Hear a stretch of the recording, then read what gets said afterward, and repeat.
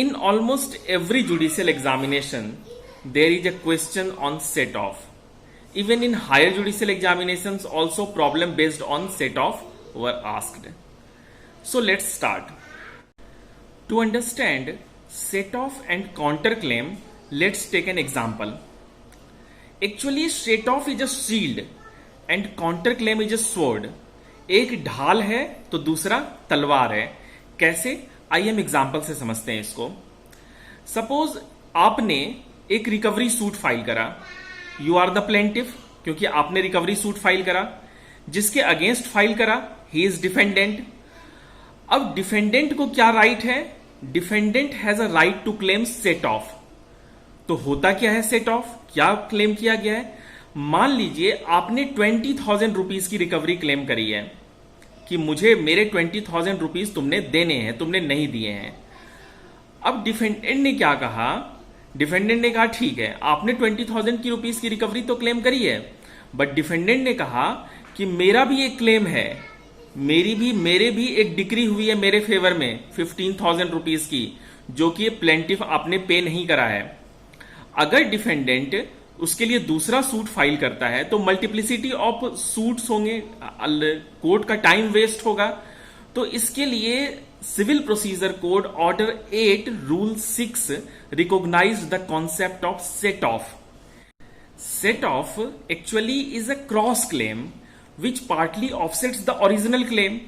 इसमें set off claim करने के लिए प्लेंटिफ और डिफेंडेंट दोनों एक दूसरे के रेसिप्रोकली क्रेडिटर भी होते हैं और रेसिप्रोकली डेटर भी होते हैं. अगर 20,000 रुपए क्लेम करें हैं, 15,000 रुपए क्लेम करें तो वो 15,000 उसमें एडजस्ट होगा. अगर 20,000 की, अगर 20,000 दोनों का क्लेम है तो 20,000 एडजस्ट होगा. This the court will adjudicate.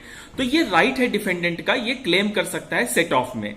लेकिन इसके लिए क्या कंडीशन है कि सेट ऑफ जो क्लेम किया जाता है वो असर्टेन्ड सम ऑफ मनी के लिए किया जाता है. Set off actually is of two types, legal set off and equitable set off. तो जो लीगल सेट ऑफ है वो असर्टेन्ड सम ऑफ मनी के लिए होगा. जैसे कि अभी हमने एग्जांपल में देखा कि प्लेंटिफ ने 20,000 क्लेम करे, डिफेंडेंट ने 15,000 क्लेम करे, तो ये 15,000 रुपए जो है ये असर्टेन्ड सम ऑफ मनी है. But even for unascertained sum of money defendant can claim set off and that is recognised under order 20 rule 19 sub rule 3 of CPC.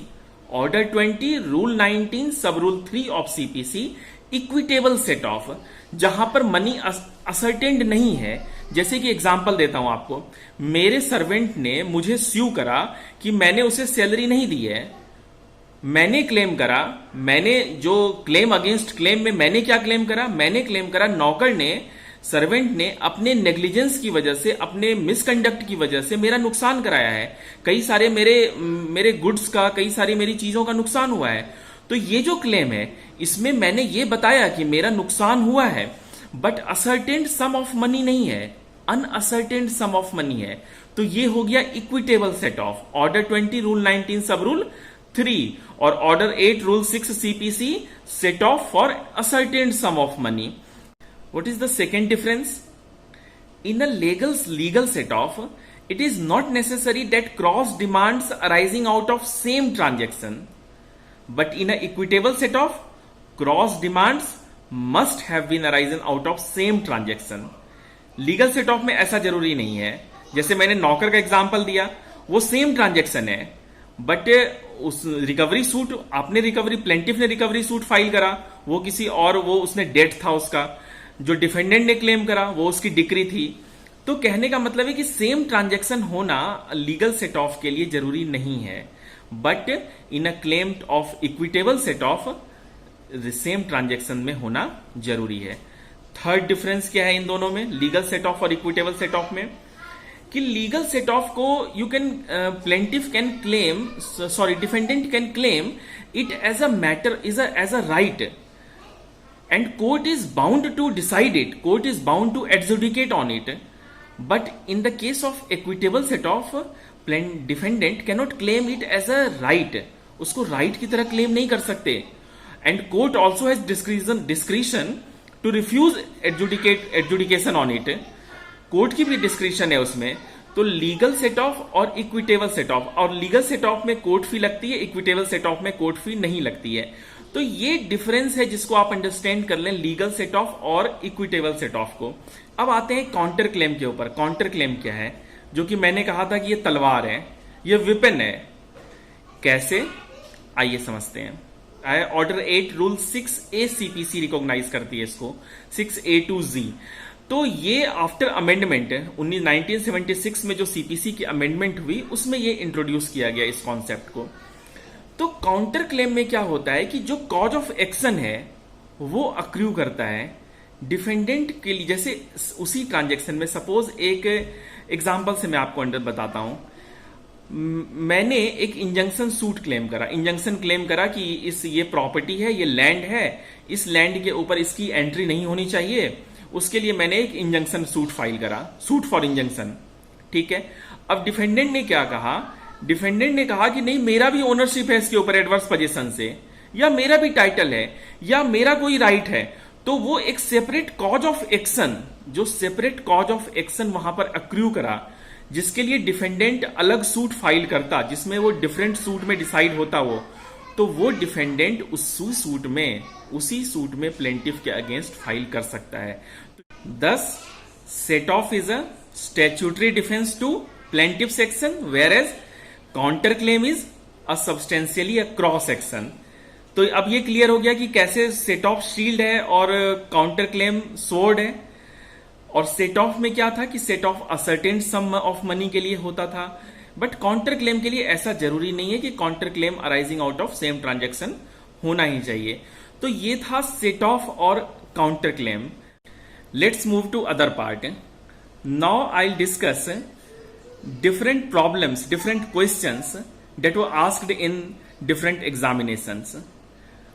First question जो कि state bank law officer exam में आया है। Question is A sues B on a bill of exchange for rupees 10,000.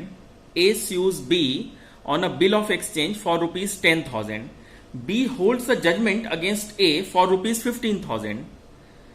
B claims set off against A for 15,000.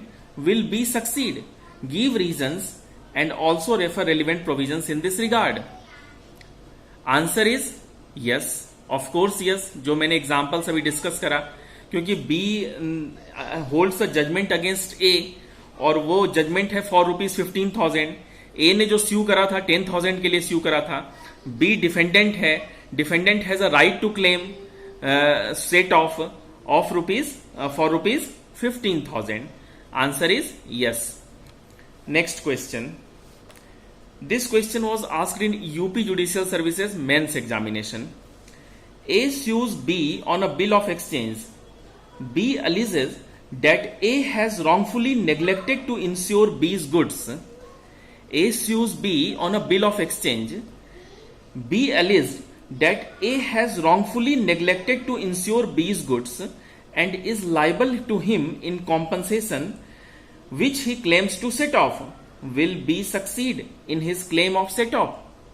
अब देखिए यहां पर क्या है कि जो प्लेंटिफ है उसने बिल ऑफ एक्सचेंज के ऊपर on a bill of exchange defendant को स्यू करा है। डिफेंडेंट ने जो क्लेम करा है उसने ये क्लेम करा है कि plaintiff has neglected to insure his goods. उसके गुड्स को इंश्योर करने में जो नेग्लेक्ट करा है उसके लिए कॉम्पनसेशन क्लेम करा है। तो सेट ऑफ क्लेम कर सकता है defendant? Answer is no, defendant cannot claim a set off. Why? क्योंकि सेट ऑफ के लिए असर्टेन सम ऑफ मनी का होना जरूरी है लीगल सेट ऑफ क्लेम करने के लिए। There is no ascertain sum of money, how can defendant claim set off? तो answer is no, defendant cannot claim a set off. Now next question. Next question is steel authority of India law officer exam. Sunil sues Amit and Manish for rupees 10,000.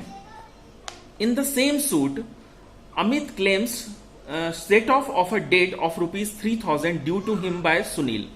Will Amit succeed in his claim of set off? तो question समझें। Question ये कहता है कि सुनील ने मनीष और अमित को, इन दोनों को स्यू करा 10,000 रुपए के लिए। In the same suit Amit ने सेट ऑफ क्लेम करा 3,000 रुपए का, जो कि उसका कहना था कि सुनील के ऊपर ड्यू है। तो क्या ये अमित सक्सीड करेगा in his claim of set of? नहीं करेगा। क्यों नहीं करेगा? क्योंकि जो सुनील ने स्यू करा है वो अमित और मनीष दोनों को करा है। अमित और मनीष दोनों ही डिफेंडेंट हैं, और उसी सूट में अमित ने जो सेट ऑफ क्लेम करा है 3,000 रुपए का, वो सिर्फ अमित ने क्लेम करा है, अमित मनीष ने क्लेम नहीं करा है। लेकिन सुनील ने अमित और मनीष दोनों को स्यू करा है। तो डॉक्ट्राइन ऑफ रेस जुडिकाटा के एप्लीकेशन के लिए क्या होना चाहिए कि जो सम ऑफ मनी है जो सेट ऑफ के लिए क्लेम किया गया है is recoverable from both the defendants, from plaintiff. This is the essential condition, दोनों डिफेंडेंट का, या अगर डिफेंडेंट दोनों प्लेंटिफ का, या अगर प्लेंटिफ अगर मोर देन वन है तो यहां पर ये जो एक ही डिफेंडेंट अमित ही बस क्लेम कर रहा है, मनीष नहीं कर रहा है। तो इस वजह से यहां पर ये सेट ऑफ अमित क्लेम नहीं कर सकता है, क्योंकि सुनील ने अमित और मनीष दोनों को ही स्यू करा है। Right. Next question is from Bihar Higher Judiciary Examination. That question is, Gopal and Nehal sue Amar for rupees 10,000. Gopal and Nehal sue Amar for rupees 10,000. Amar claims set off for a debt of rupees 5,000 due to him by Gopal. Will Amar succeed in his claim of set off? पहले वाले case में हमने देखा कि defendant दो थे, plaintiff एक था। इस केस में क्या है कि प्लेंटिफ दो हैं, डिफेंडेंट एक है। दोनों प्लेंटिफ ने एक को क्लेम करा है, लेकिन डिफेंडेंट ने सिर्फ एक प्लेंटिफ के अगेंस्ट क्लेम करा है सेट ऑफ। तो यहां भी आंसर होगा no, Amar will not succeed in the claim of set off, क्योंकि उसे वो रिकवरेबल कैसे होना चाहिए, दोनों प्लेंटिफ से या दोनों डिफेंडेंट से या जितने भी नंबर ऑफ डिफेंडेंट्स हो। Next question is UP judicial services mains examination.